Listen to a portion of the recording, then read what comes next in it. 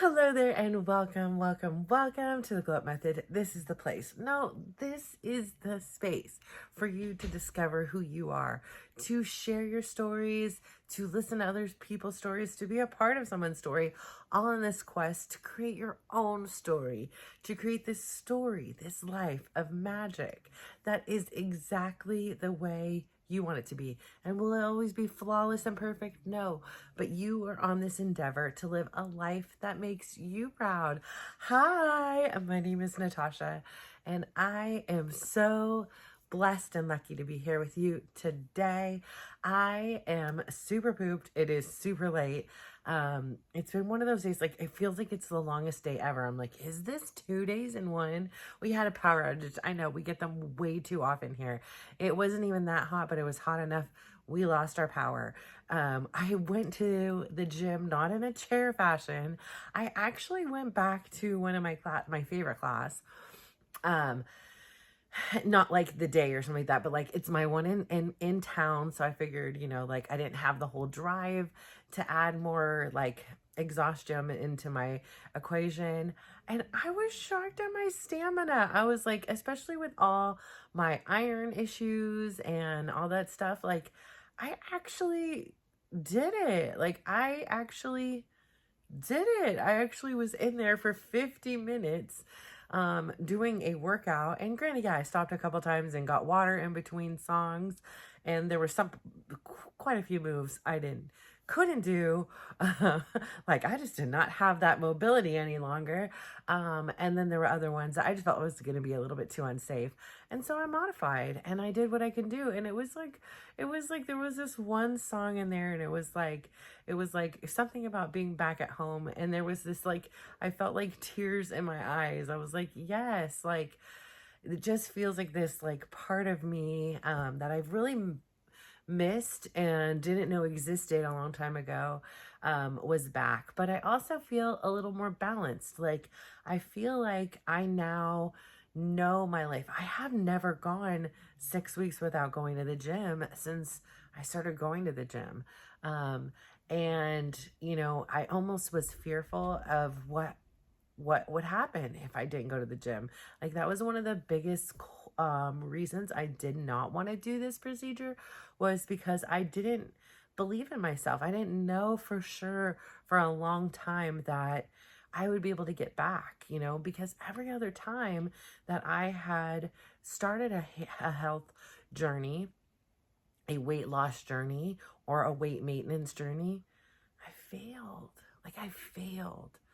I failed miserably. Like in my sense, I got up to 300 pounds, and there would be times in there I lost 60 or 30 or 40 or 50 pounds, and I starved myself. I ate 1,200 calories or less. I did burpees till I could barfy. Like I did push-ups, I did sit-ups, I did crunches, I did boot camps, I did all this like torturous stuff.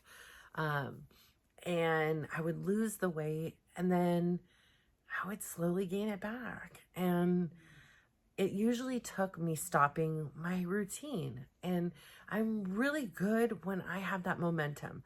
Like that's why I say start small and be consistent. Like it's more important to be consistent and do a little bit every day than it is to be like, I'm going to starve myself for 2 days and then binge eat for 5, right? Like you make more progress this way, and consistent, and it's maintainable, and it's a lifestyle adjustment.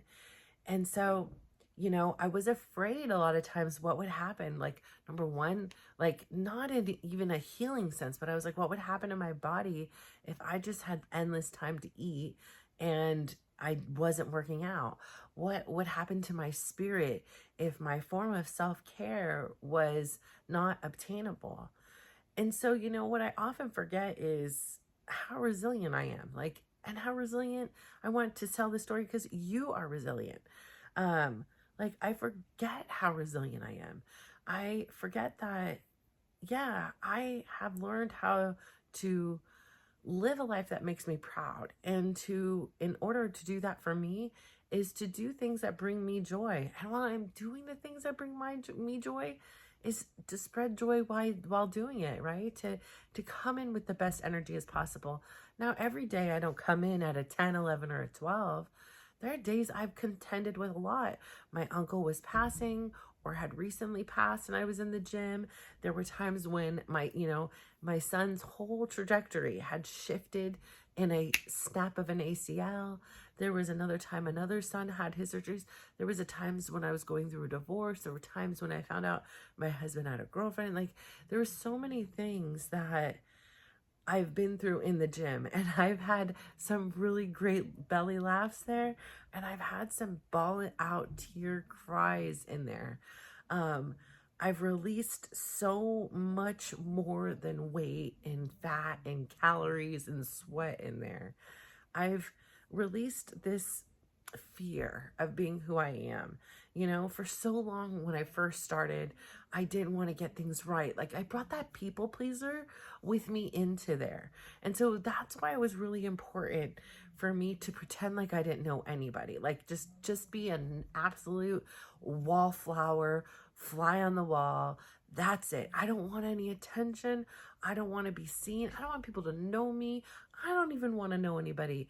I want to know me. I want to find out who I am in this environment where I don't know anybody and nobody knows me. And of course, we all know that did not pan out. But for those brief days and hours in which I was anonymous, I was just me, I was able to really release some of those fears, release those worries about the people pleasing, release those fears that I had to get the choreography right, and release the fears that nobody was gonna like this tall lady in the back. Like, I could just release the fears. And, I've had to contend with things. I've said it on here before. It's not a big deal in the scheme of life, but I've had, women in there and tell me, oh, you don't have to make your move so big, or, you don't have to be so loud. And those are true. And I get it. Like, somebody may not be in the mood for like hearing me hollering and having a good time. But on the same turn, there could be somebody who is. And I can't live my life for the person who maybe is and who is or isn't. I'm living my life for me, So like today when I went in the gym, absolutely ecstatic to see my Pleasanton peeps again for the first time. I've seen my Fremont ones a couple times because I went to a party and a class yesterday, but this was my first time seeing my Pleasanton peeps. And so, yeah, I was excited. Yeah, I was screaming. Yeah, people were turning around like, she's back, and,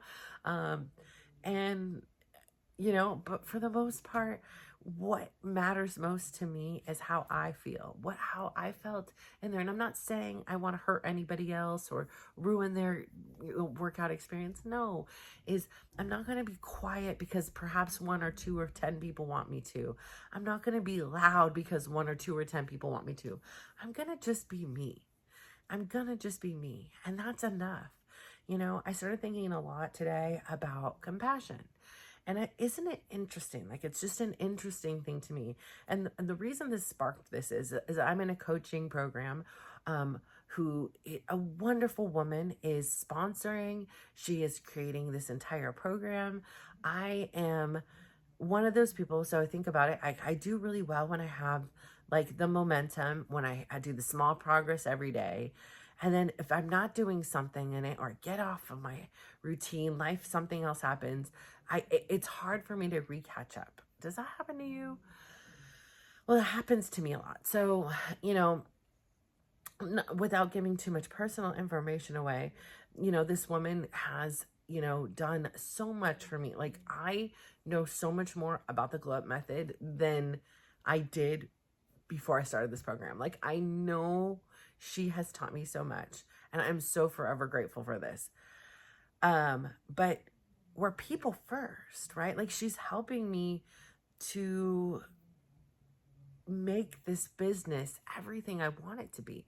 She's giving me the guidelines and strategies and techniques that have been working in other of her clients' businesses and things like that.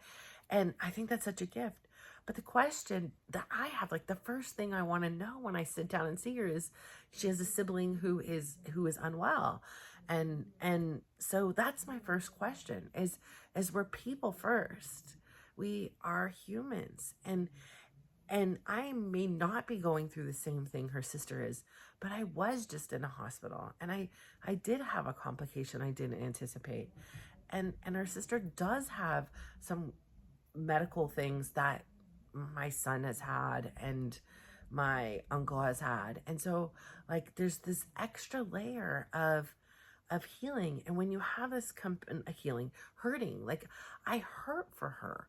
I feel sad, for her struggle, because it's difficult, and you've been there, and you also know that you have come out of it, right? So you're an inspiration, but there's this like scar, this wound, this lesson that is still carrying inside of you that gives you this extra connection, right? It's not a coincidence, it's an absolute connection.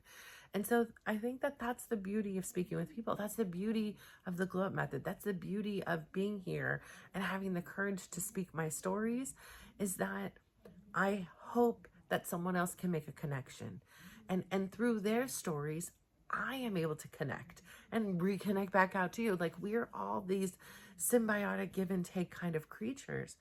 And so I think a lot about her sister. I never met her. I actually don't even know her name. But I think about her when I go out and do my own meditation, and I do my own kind of, like I say, I do my own little earthing routine. I don't know anything about these kind of spiritual realms and things like that. Like I've never studied it, but I just kind of follow what's in my heart, what needs to be here, what's worked with my kids when they've had injuries, and now it's my time to practice all these strategies on myself. And I'm telling you, before, my dance used to be my favorite part of my day. Like it really did. And now, more recently, my time sitting out on the driveway, listening to the birds and feeling the sun on my face has been my absolute favorite part of every single day. And I'm so grateful for that. Had it not been for the surgery, had it not been for the complications, had it not been for my own trials, more than likely I wouldn't make the time for this. And I have spent so much time in a driveway looking into nowhere these past few weeks. And I love it. And sometimes I'm out there alone, and sometimes somebody else joins me. But I have this sense of compassion. I have this compassion for those that are around me that have been through it. And I loved that, I felt this connection with her when she said, yeah, I'm talking to my sister about, kind of earthing, about going outside and focusing on what you can see and hear and feel. And I was like, yes, yes. Nobody told me to do this. Nobody suggested I do this. And I knew intuitively that this was what I needed. And that's where I gravitated to. And now I don't know if her sister's doing it or her sister's taught her about it or whatever it is. I just find it absolutely fascinating that somebody on the other side of the country who is also recovering from being in the hospital, has found this so simple technique, right? It's not a prescription. It's not anything wildly, expensive or time consuming. And it's just readily available. And so I really hope that she does take that time, and that she does take that time to connect with herself and connect with nature and connect with something bigger. I saw a bug. I'm not a big bug fan, crawling on my driveway, and then went in the grass. And I had this whole freak out moment. I am not putting my feet back in the grass. Like I've been doing the whole, meditation and getting my roots. I don't know. I do my own little visualization kind of stuff. And I saw that and I was like, listen, I am not the one. Last thing I need to be doing is over here. I'm meditating. Some kind of a bug is crawling up me. I'm going to freak out. I'm going to jump up. I'm going to rip a stitch. Something's going to happen. I know it. So a few days I was like, no. My son's like, you're never putting your feet back in the grass. I'm like, no. And probably I could have been, if I didn't know, he was saying it was like the something of knowledge or something. And he had some kind of terminology for it. And I was like, yes, it is. And I was like, I could have put my feet on hundreds of bugs And it didn't bother me until I knew that this stinking bug was in there. And I was like, and now I know. And then eventually I was like, okay, these last few days, I'm like, I am much bigger than the bug. Like, I'm not going to let this stop me. It's like, I like kind of stomped my feet before I put them there. Like, listen, I'm coming. I'm here. Let me have my moment here. But yeah, I just really want to think a lot today. Like I said, all the stories aside, all my stories aside today, thank God. I thought that thing was going to shut off. I was like, listen, I already spent 20 minutes deleting videos. Please don't do this to me. But all that it is to say is our stories have power. Our stories are part of the fabric of our lives, and not only our lives, but those around us, those who are not even necessarily around us. Like, around us can mean a lot. Like, you could be on the other side of the world listening to this. Around us is your locale.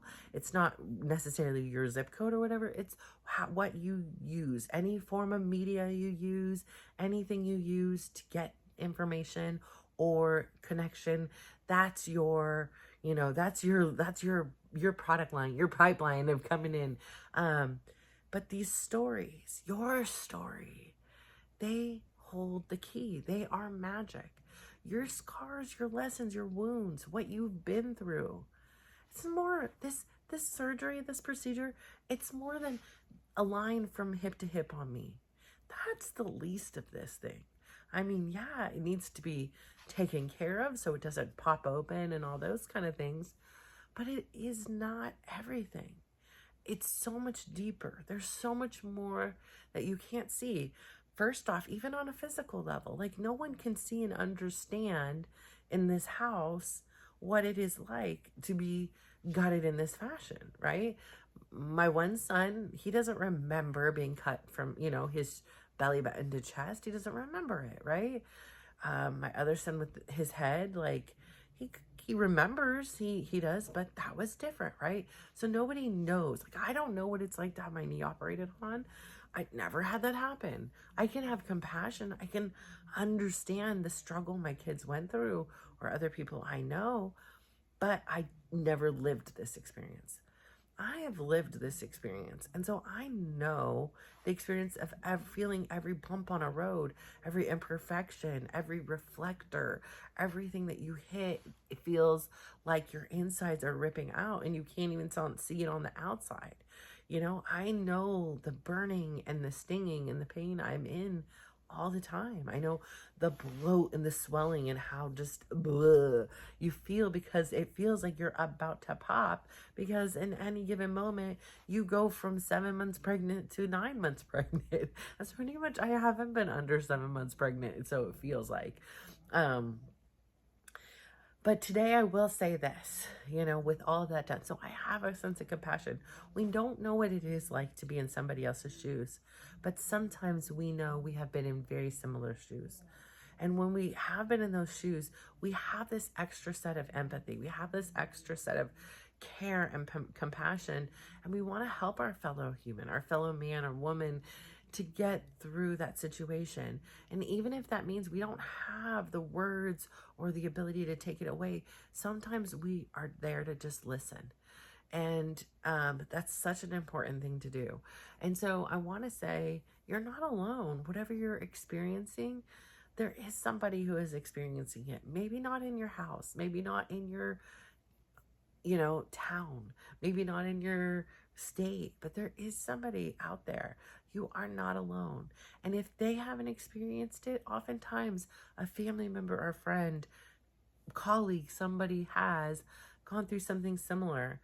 So I say all this to say, please remember that it is so important to make connections with other people. It's not just to help you through those hard times. It's to have this ability to also help others in theirs. It's a very, very beautiful part of the human experience. So I say all of this to say thank you for tuning in. Remember to lead with your heart, lead with kindness, share your stories, listen to other stories, learn what you can. And no matter what anybody is doing, don't forget, at the end of the day, we're all humans. And I did not get out of this in the clear. But as humans, we just want to be loved, seen, and heard. And what I want to tell you today is I love you, I see you, I hear you. So please, please, please do me one huge favor. Go out there today, give yourself a big smile, give yourself a compliment. Today my compliment to myself is I'm so glad that I have found the beauty in spending time outside, and I make sure to nurture that time every single day, whether it be 2 minutes, 20 minutes, or 2 hours. I would love for you also today to please go out there and give somebody else a big smile. Give somebody else a compliment and just watch how they glow up. So thank you. Bye.